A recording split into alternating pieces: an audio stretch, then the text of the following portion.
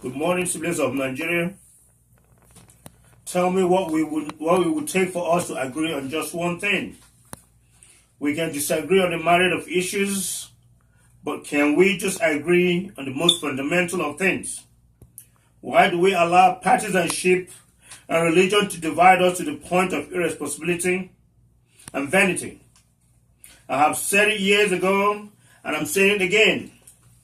Our government can build skyscrapers from one end of the nation to the other, but if the average lifespan is short for the average Nigerian, if ethnic and social violence dominate, if hunger and diseases persist, if we cannot have power consistently, if safety on our roads is not guaranteed, if financial security is not readily achieved, and the sanctity of life remains what it is today, please do not remotely tell us that progress is being made.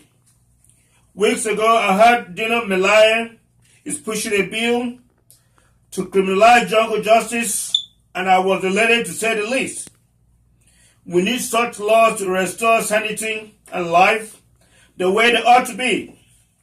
Man of humanity came out from the jungles to seek community life, peaceful coexistence, and that was what gave rise to the idea of government, an authority to ensure safety and equity.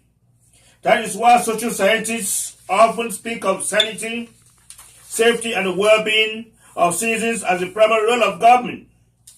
But in Nigeria today, and aided and cheered on by us, primarily due to our ignorance, our governments hardly understand nor honor these basic truths, and consequently are obsessed with budgets, raw power struggles, gigantic glossy infrastructure, and their bank accounts, while their primary roles are relegated to oblivion. We are quick to cheer them when we see some new road being constructed, but reluctant to call their attention to unnecessary road accidents, reluctant to call their attention to drug and food poisoning, reluctant to call their attention to the murder and mayhem on our streets. In essence, we encourage them to disregard their formal duties to us.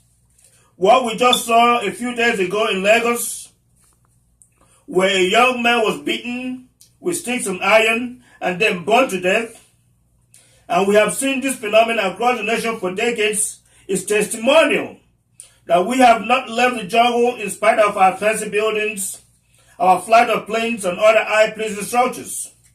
That young man killed in Lagos died because he was seeking just something to eat, as we're told. And now we are being told that he was engaging in theft of cell phones. We have seen women lose their pots of food to petty theft, and that ought to bring the conscience of our leaders that things are not what they should be. They are equally testimonial as to the hunger and hardship in the land. The need for our government to realize the depth of poverty, emasculating all of us, and take profound steps to ameliorate hunger now is so urgent. Food kitchens across the nations will save many lives, and would have saved the poor kid from encountering the deadly jungle justice meted out to him in broad daylight, while adults took pictures and none cared to summon the police.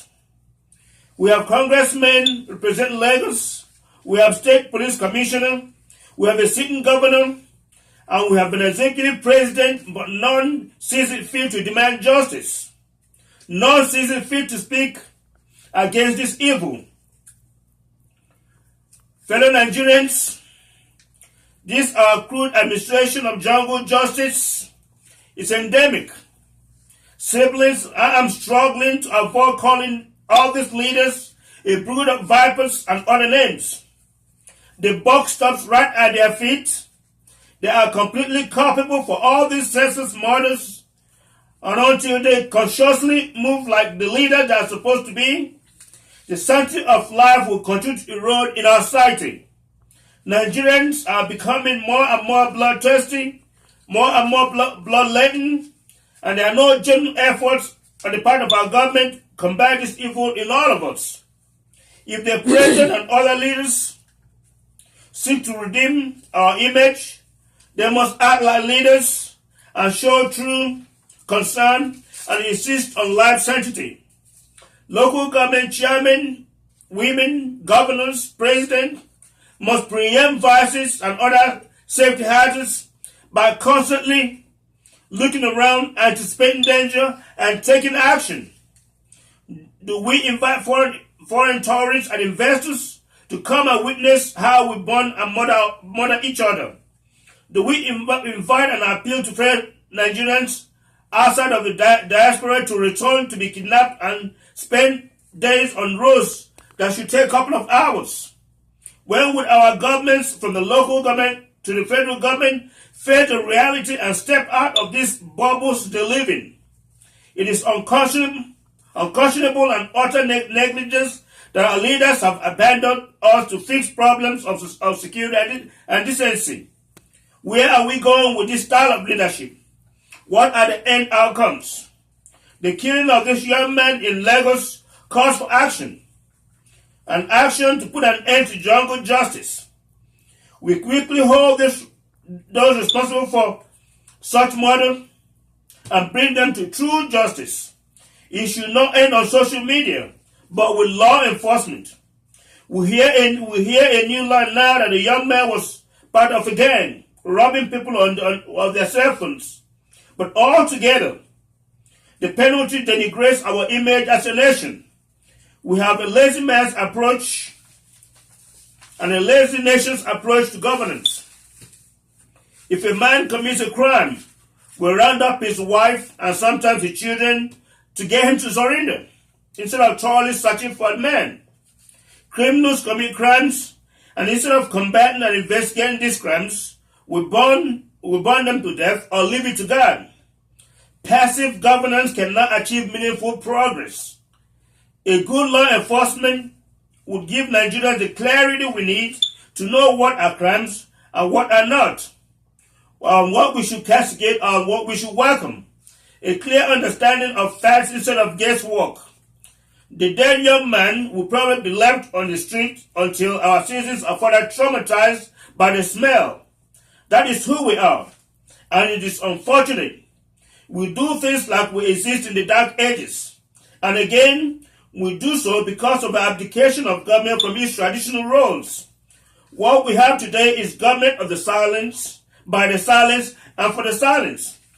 Over the past 1 decade, we have seen nations abuse our citizens, nations execute our citizens without much due process, punishment that do not fit the crimes, and yet our leadership remains apathetic, afraid to engage these nations in diplomatic warfares, reluctant to take the matters to either the international community or international courts.